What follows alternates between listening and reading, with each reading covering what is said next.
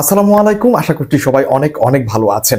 ইদানিং একটি প্রশ্ন সবচাইতে বেশি পাওয়া যাচ্ছে, ইনবক্সে বলেন, কমেন্ট বক্সে বলেন, প্রত্যেকটা জায়গায় ব্রাজিলিয়ান ফ্যান যারা আছেন, নেইমার জুনিয়রের ফ্যান যারা আছেন, তারা একই কথা লিখছেন বারবার যে ভাই নেইমার জুনিয়রকে নিয়ে আপডেট দেন। তার কি অবস্থা, সে কবে মাঠে ফিরতে পারে, এই জিনিসগুলাকে নিয়ে হচ্ছে একটু আপডেট দেন।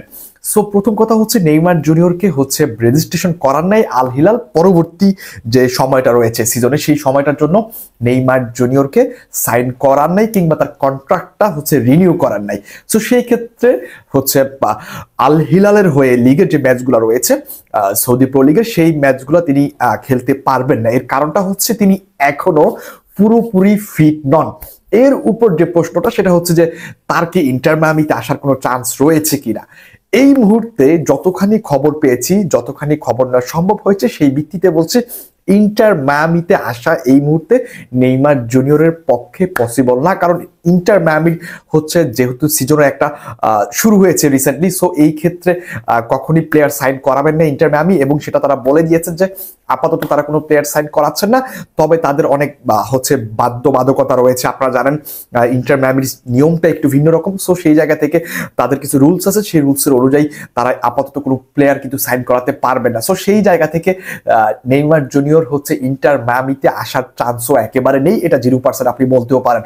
এখন কথা হচ্ছে নেইমার জুনিয়র আসলে কোথায় যেতে পারেন, তিনি কি আসলে আল হিলাল ছাড়বেন কিনা, বা ছাড়লে কোথায় যাবেন। আপনারা ফাবিজুর রহমানের একটা পোস্ট দেখেছেন যেখানে হচ্ছে সান্তোসে যাওয়ার একটা চান্স রয়েছে, যেটা হচ্ছে তার একদম প্রথম ক্লাব, পুরনো ক্লাব বলতে পারেন, যেখান থেকে সে আসলে উঠে এসেছে। সো সেই ক্লাবে যাওয়ার একটা চান্স রয়েছে, প্রবল একটা চান্স রয়েছে। আমার কাছে মনে হয় যে শেষ মুহূর্ত পর্যন্ত হচ্ছে নেইমার জুনিয়র আল হিলাল ছেড়ে সান্তোসে যেতে পারেন, যেহেতু সেটা তার প্রথম ক্লাব ছিল এবং সেই ক্লাবের প্রতি তার একটা হচ্ছে অন্যরকম টান রয়েছে।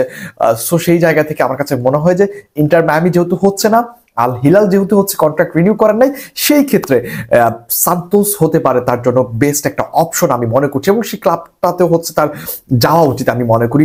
কারণ আপনারা জানেন যে নেইমার জন্য নিজে কিন্তু বলেছে যে সে 26 ওয়ার্ল্ড কাপের জন্য রেডি, এবং তার ইনজুরি যে প্রবলেম, যে অবস্থা, আমার কাছে মনে হয় যে সান্তোসই তার জন্য পারফেক্ট একটা জায়গা হতে পারে, পারফেক্ট একটা ক্লাব হতে পারে। সেই জায়গা থেকে তিনি আসলে 26 ওয়ার্ল্ড কাপের জন্য প্রিপারেশন নিতে পারবেন বলে আমি মনে করছি। সো নেইমার জুনিয়র কিন্তু আসলে ভাই নতুন করে কিচ্ছু বলার নাই, একটা অভাগা ফুটবলার, আনলাকি একজন ফুটবলার যার ক্যারিয়ার কেটেছে ইনজুরিতেই সবথেকে বেশি সময়, যেখানে তিনি আমার কাছে মনে হয় না যে প্রত্যেকটা সিজনে সে ভালোভাবে ফিটভাবে খেলতে পেরেছে। মানে প্রত্যেকটা সিজনে তার ইনজুরি প্রবলেম ছিল তার ক্যারিয়ার জুড়ে। সো সেই ক্ষেত্রে সে একজন আনলাকি ফুটবলার। বাট এইরকম অবস্থায় থেকেও যে ফুটবলারটা মেসি রোনালদোর পাশে অবস্থান করেছে সব সময়, তাকে মেসি রোনালদোর পাশে রাখা হয়েছে সব সময়, সেটা তার ট্যালেন্টের জন্যই কিন্তু, তার প্রতিভার জন্যই কিন্তু। সো নেইমারের জন্য শুভকামনা থাকলো নেইমার ফ্যানদের জন্য। এবং আমি আবারও বলছি, এই মুহূর্তে নেইমার টু ইন্টার মায়ামি হওয়ার কোনো প্রকার পসিবিলিটি নেই। তবে যেটা হতে পারে সেটা হচ্ছে সান্তোস হতে পারে তার পরবর্তী ক্লাব। আশা করছি সবাই বুঝতে পেরেছেন। যদি ভিডিওটি ভালো লেগে থাকে তাহলে অবশ্যই ফলো করে দিবেন। সবাইকে অনেক অনেক ধন্যবাদ। আল্লাহ হাফেজ। আসসালামু আলাইকুম।